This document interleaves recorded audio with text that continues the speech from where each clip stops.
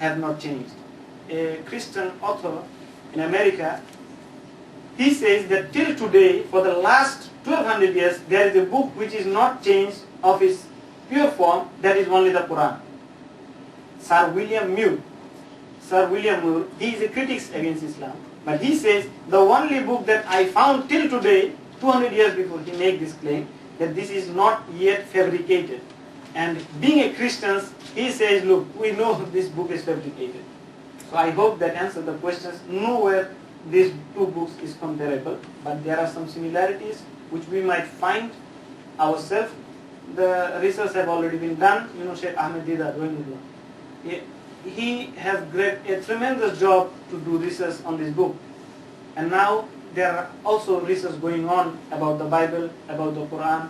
We can just access these resource materials and now can learn ourselves, educate ourselves, and to correct our brothers and sisters that we live in the community. I hope that I answered the question. Yes, brother. Another question regarding Antichrist. Is there anything similar in Islam and Christianity regarding Antichrist coming in information about Antichrist, that is Dajjal. The brother has asked the questions that is there any similarities between Quran and the Bible about the coming of Antichrist? Yes, there are similarities. The Quran, it gives in two surah, Surah Ahqaf, chapter 18, the verses from 96, 97, 98, 99, 100 to 110 about the coming of the Antichrist, the Dajjal.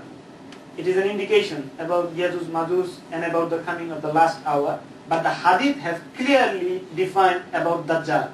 The word Dajjal is not mentioned in the Quran, but it is referring that in the ending hour, Dajjal will come. So the happenings is like that. In the Bible also, in the book of Ezekiel, is there that, I forgot the chapter, I think chapter 36 and verse somehow 39, 40, you can find the reference. That have also mentioned about the coming of Antichrist, the Dajjal. So what happens, the Quran gives an indication and the hadith of the Prophet Muhammad, there are branches of hadith about the coming of Antichrist. Prophet Muhammad says that the hour, last hour will not come unless 10 signs will be there. The first sign is about his demise. We know he died, he demised 1400 years before. Then there is coming, the earthquake will be frequent. There will be coming of the Dajjal, the Antichrist, whose in the head it will be written that he is Dajjal. He will be one-eyed, his right eye will not be. It will be blind, one eye will be blind. And it will be written here Kafir. And he will claim himself to be God Almighty. And Hazrat Isa will come after that. When this Dajjal will try to enter Medina, he will be protected by the angels. Sahih Bukhari, Sahih Muslim, Sunan Abu Dawud, there is a clear sequence up to when the Dajjal will come. And the indication of the Bible is also there about Gog Magog is there. So Gog Magog will come after that, and it is written in the Hadith also, and even in the Bible also, that they will drink the water of the river. And there are two tribes, the Gog and Magog. The Quran also refers them, you know, Hazrat Zulkarnain, the Prophet Zulkarnain is mentioned in Surah Anbiya chapter 21, verse 96, 98, 99, that he put a wall with the sealed iron, the molten iron, that the Gog and Magog, these were two terrible tribes, they killed everything, so they were protected. They will come in the last signs, and after that, after the coming of Rasulullah, they will come and they will kill and destroy many, many innocent people. And then Allah will destroy them, and then the world will end. So there is a sequence in the hadith mentioned, not in the Quran. The word Dajjal is not mentioned in the Quran, but Gog and Magog is mentioned, and there is indication of coming of Rasulullah. The hadith clear about that incident. But in the Bible, not Antichrist, there is a mention Gog and Magog. Antichrist is not there. Antichrist, the person, this Dajjal is supposed to be called as an Antichrist. So this is, I hope that I illustrate. If you want specific references, I can give you the references from the hadith, in which hadith is mentioned. I hope that answers the question.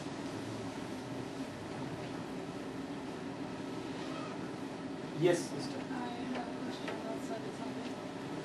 I'm studying economics and I'm maybe probably more direct or as a public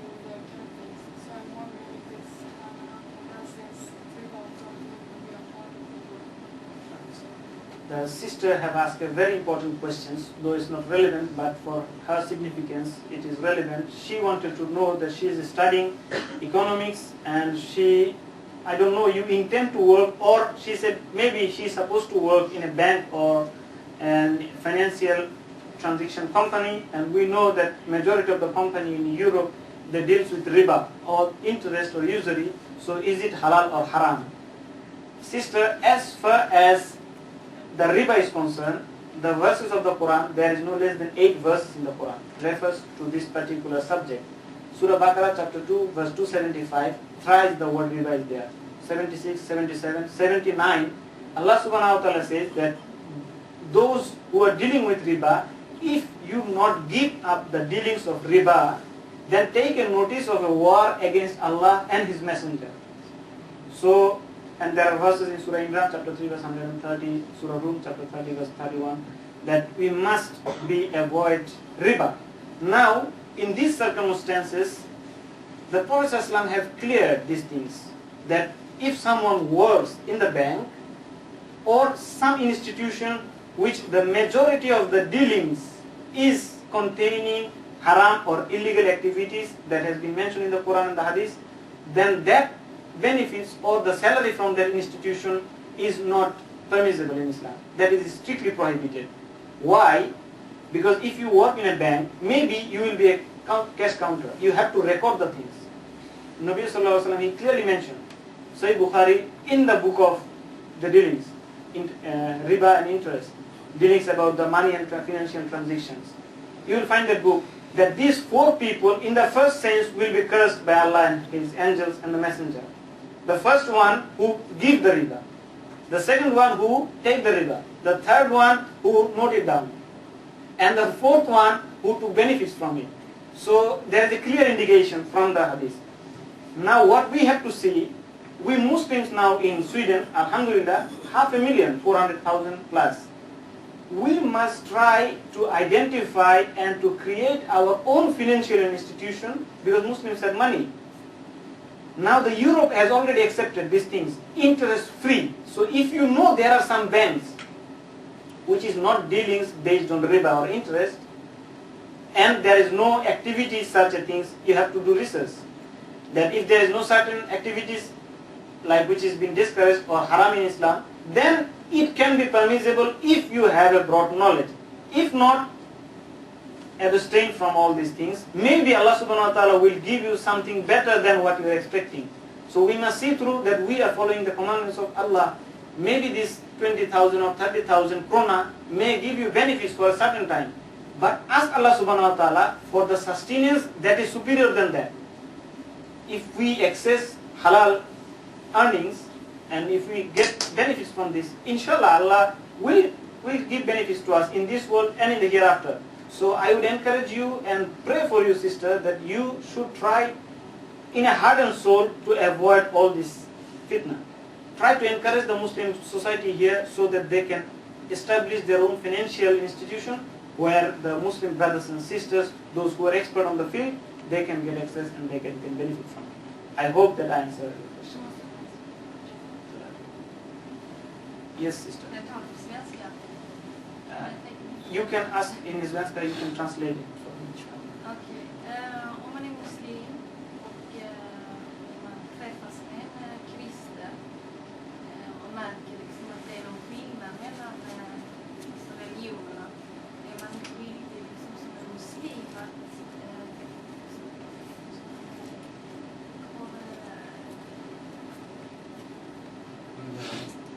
ändra liksom på hur de ser på sin bok, Bibeln. Och skiljer liksom som muslim då liksom att ändra deras syn. If you have Christian friends and you see you have a differences between the religions, Christianity and Islam, so if that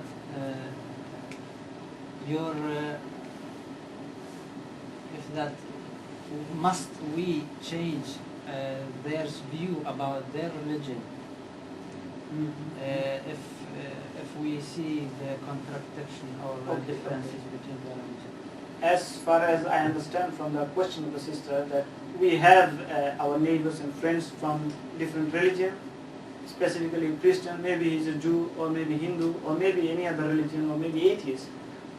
Now, what we can, do we fight, or do we have to have some common understanding? The Quran have clear there, ta'alaw ila kalimatin sawa'in bainana bainakum, that let us come in a common terms